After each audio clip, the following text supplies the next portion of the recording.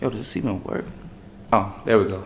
Guys, I know I haven't made anything in a minute, but I'm back now. I'm actually shocked by the number of subscribers that I've gotten. I know 600 plus might not sound like much to a lot of people, but I initially made this channel for me so that when I get older, I'll be able to look back and see, you know, what I was talking about while I was younger. So the fact that that resonates with anyone, I appreciate. Anyway, let's jump into this unboxing. Let's go.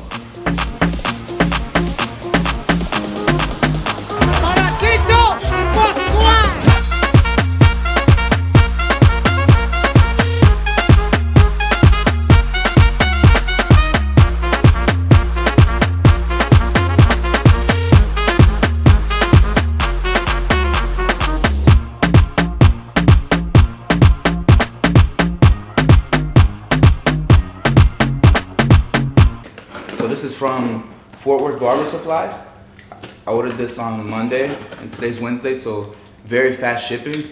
I bought this, of course, my unboxings and reviews. I bought all the materials. I haven't been sent anything, so I'll always let you know. So this is an honest, truthful review from the heart. What came in is these, the Murdered Out Onyx JRL 2020 clippers. This will be the first clipper that I review on this channel, but I'm gonna do it the same way I would do any product. So I'm gonna give my first initial opinions, unbox it, use them for around a week. I'm gonna use them for everything. I'm gonna try not to touch any other clipper if I can, and I'll come back at the end of the week and let you know how it went and the things I liked and the things I didn't like. So let's get into the unboxing first. Some of the features on the box, one that stands out to me is the 5-hour battery life. That's definitely the highest battery life that I've had for a tool. Pretty insane, to be honest with you, so I'm excited to use a clipper that lasts for 5 hours. Cool blade technology, we'll see on that. A lot of them say that. JRL Fade Precision Blade, it mentions a low noise. That's one thing that I always hear about these. I felt these in person, but I've never really used them for real. Like, I've heard them, I know they are quiet. Everything's coming in these Apple boxes now.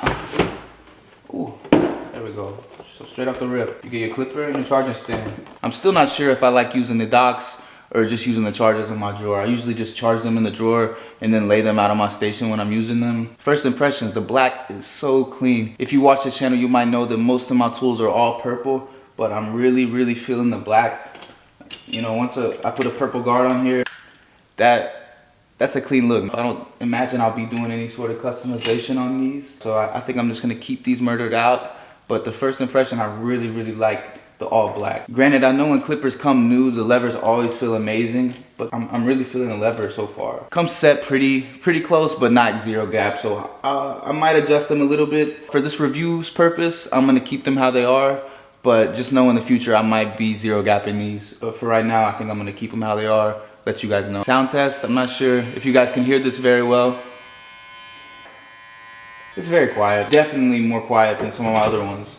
But whenever I use these, whenever a customer talks to me, I have to stop what I'm doing, cut these off, and I usually have to ask them, yo, say that again, but just for reference.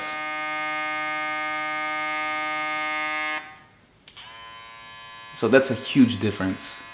I'm not sure how well it's picking up on the microphone, but you go from this. Cozy, man, that's a huge difference. That's one of the things I don't like about these is the noise. Let's see what else is in here.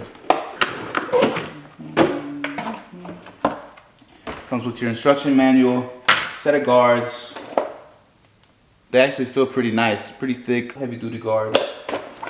Comes with your cable. So you can either use this as a cable into the clipper or plug it into the dock and use the dock as a stand. So starting off, I'll probably just run this cable through my drawer, plug these in when I'm not using them, and they'll be charged by the time I take them out. Your typical screwdriver, can never get enough of these. Oil. It's nice to have a backup pair of guards, so I'll keep these just in case, you never know. But guys, first, overall, super premium quality. That's the first thing that jumps off to me. Just the feel of the rubber up here, the lever, just the overall material feels very nice. I think I paid $190 for these. Fort Worth Barber Supply had one of the better deals that I found. I didn't dig super deep, but I noticed it was cheaper there than a lot of places, so they should still be available. Check them out if you need a pair. Granted, I haven't used these yet, but just in hand, the shape doesn't feel that bad. I hear people complain about the cone shape, and how that's a little unnatural for them. I don't see that being a problem yet. I'll let you know. But like always, I'm gonna use these on some cuts. I'm not sure what clients, I'm not sure what type of haircuts, but let's hope they're good. Let's go.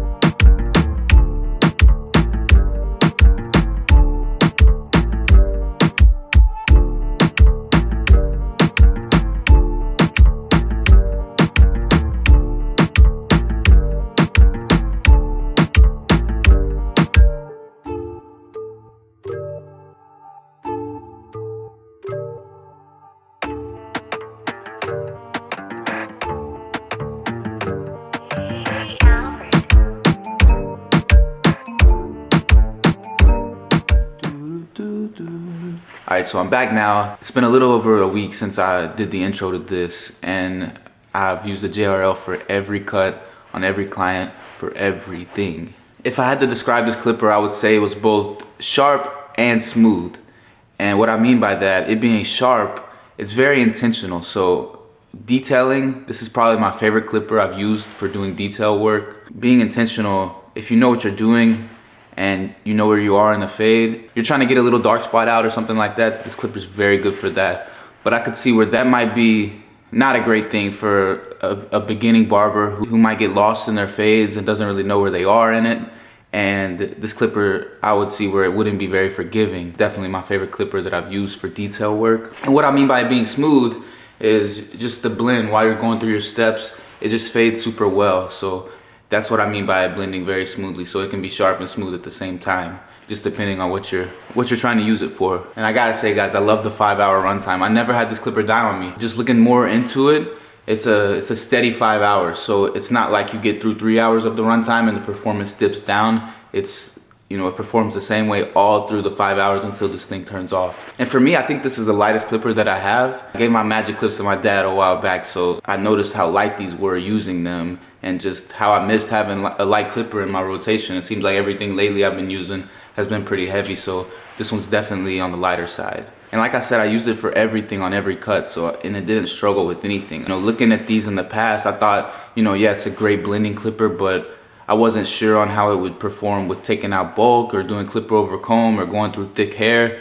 And I gotta say, it was great at all of that. I was honestly surprised by how good it was at clipper over comb. Seems like a lot of clippers struggle with that. So just very universal. It reminds me of the Senior, how you can use it on everything and it does really good in every area. Like I didn't notice it struggled with anything. The only nitpick I really have, and this probably isn't a thing for most people watching this, it's just, I guess I just developed a bad habit while using the FXs for so long, and I didn't even realize I had it. So whenever I would be going through my fade, especially doing like detail work or taking out the section of the blade open where you really have to finesse it out, it's not like you just close it and it comes out. I developed a habit of looking at these notches on where the lever is, and I didn't even realize. I guess I would just be going through it and I just kind of see where I am. I know you can look at the lever and tell whether it's closed open, obviously you can tell that way, but I had just developed a habit of looking at these little circles, because you know, the low pros, the instincts, they all have these notches, and I didn't realize I developed that habit. But this lever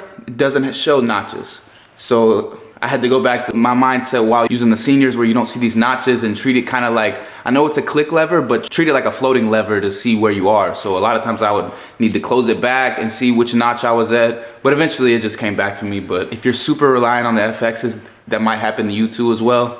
I don't know. That's really the only nitpicking I had about this. At first, it took me a little longer because I didn't zero gap these to get my fades out, but eventually I did set them closer, so that went away. It was just, I'm used to fading with zero gap clippers, and these came how they come, so it took me a minute to get faster with them. But guys, from here on out, I'm gonna be starting something new. I've developed a new matrix to review these kind of products, and I'm gonna reference a scale to something a lot of us know pretty well, and that's the NBA. So we're gonna have 7 different levels on what tier the product's gonna be in. Starting off, we're gonna have MVP at the top. You guys know what that is. You know, one of the best players in the league, arguably. Usually there's about 3 of those guys every year that deserve the MVP. So we're gonna have that at the top. Next, we're gonna have an all-star. One of probably the top 15 players of the league. Great players. And next you have a starter who starts every night. One of your go-to players. If you don't watch basketball, there's 5 starters. So usually your top 5 players are in the starting lineup. So next we're going to the bench. And there's 2 different type of bench players. So right under, we're gonna have the bench that are in the rotation. So 6-man, probably up until like the 8th man. They're coming in, they make an impact. Super important to the team. And next you have the end of your bench. These guys, you don't really use them very much, but if there's an injury or you know something happens, these guys need to be ready to play. So you keep them at the end of your bench just in case kind of thing. And next category, we're gonna have the G League. And these players, you have them, but they're out of sight. They're not with the team. If a disaster happens, kind of like the Grizzlies right now, our whole team's full of G League players because everybody's hurt. We're using our G League players. Say all your tools, you have a fire or something, and you gotta go get your other tools that you didn't even have on your station.